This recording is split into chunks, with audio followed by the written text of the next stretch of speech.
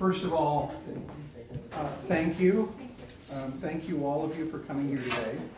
Thank you for Tamara for inviting me. I have been writing poetry since I was 12 years old, primarily as therapy. And so this is the first time I've read my poems in public, except outside of a small group of friends. So I appreciate that very much. I just learned about Mary Oliver, and her understanding and appreciation of nature caught my attention. I think all poems are about 5 topics: love, death, God, sex, and war. Now, Mary Oliver's poems are about nature, but really I think perhaps nature is really just the canvas in which she tells stories about the rest of us. So the one that I chose to read is The Summer Day. Who made the world? Who made the swan and the black bear? Who made the grasshopper? This grasshopper, I mean.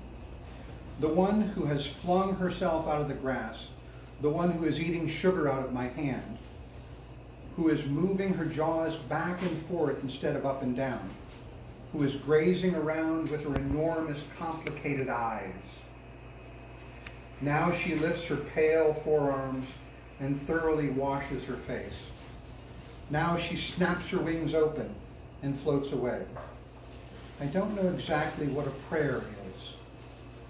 I do know how to pay attention, how to fall down into the grass, how to kneel down in the grass, how to be idle and blessed, how to stroll through the fields, which is what I've been doing all day.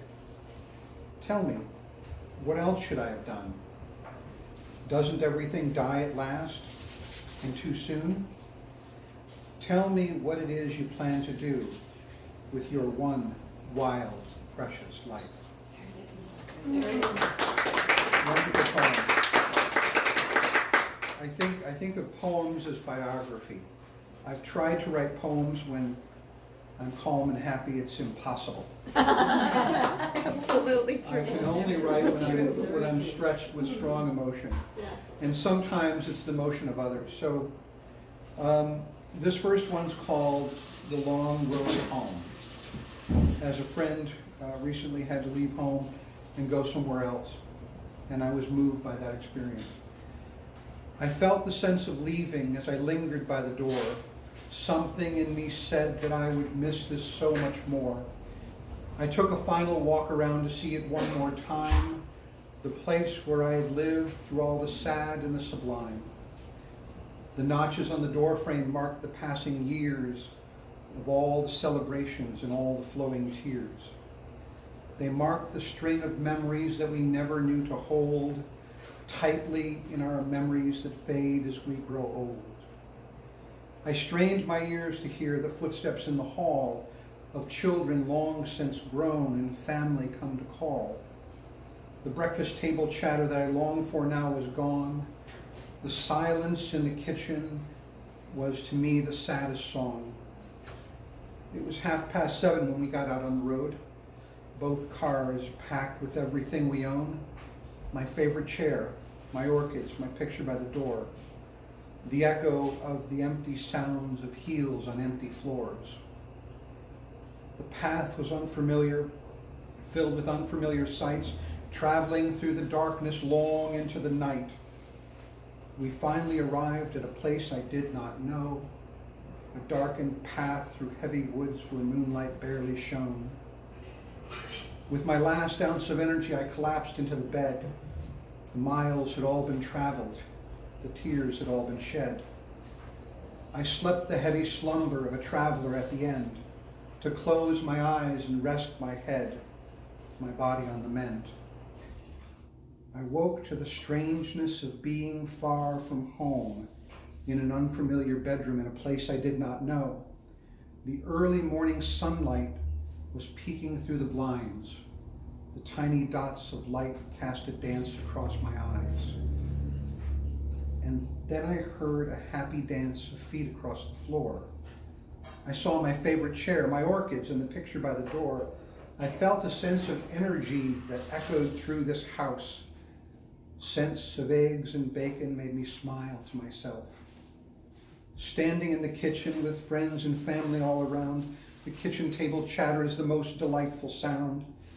And now I finally realize the thing I had not known. The path that I had taken was the long road home.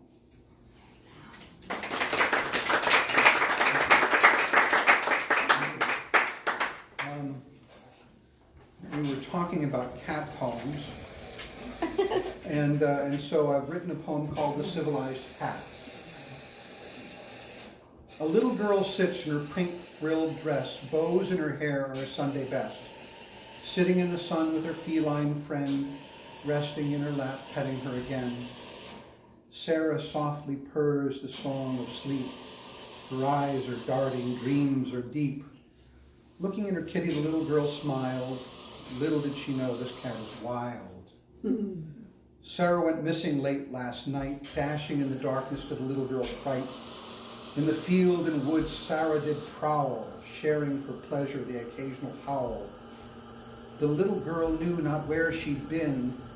Sarah betrayed it with a Cheshire grin. Sarah woke briefly to see the sun stealing warmth till day is done. But now is best the time to sleep. A civilized cat has time to keep. Sarah's eyes resume their darting as dreams return and days departing, waiting till she once again will prowl among the denizens. Yeah, nice. Thank you very much. This is one that I wrote at a time of adversity. I think we've all faced adversity at some time or another, and plagued with doubt. This is called Strong Against the Storm. Hurricanes come, winds blow, fires blaze. There are times when I feel certain there is little left within me that can stand against the storm. My little boat is battered, ripped asunder, torn and tattered. My tender soul feels shattered by the gusts of raging storms. But there's a daylight deep within me, candles flame to bring me whole and part the soul within me from the darkness to the door. I seek the safety and the silence, a place of refuge from the violence where I can stand in full defiance against the outside world at war. The quiet soul within me has the strength and love to give me the space to finally, clearly see me and simply know that I am more. All the worries that come to call on my fragile soul are not at all the tempest that I feared might fall. They're simply shadows, nothing more. I am not a boat that's tossed about. I am the wind and rain and gales that shout. I am the hurricane that makes strong men doubt. I am the harbor and I am the shore. Whether wind or rain or thunder's hammer brings chaos to my door, I will quiet it with a whisper, standing strong before the storm. Nice. Thank you very much.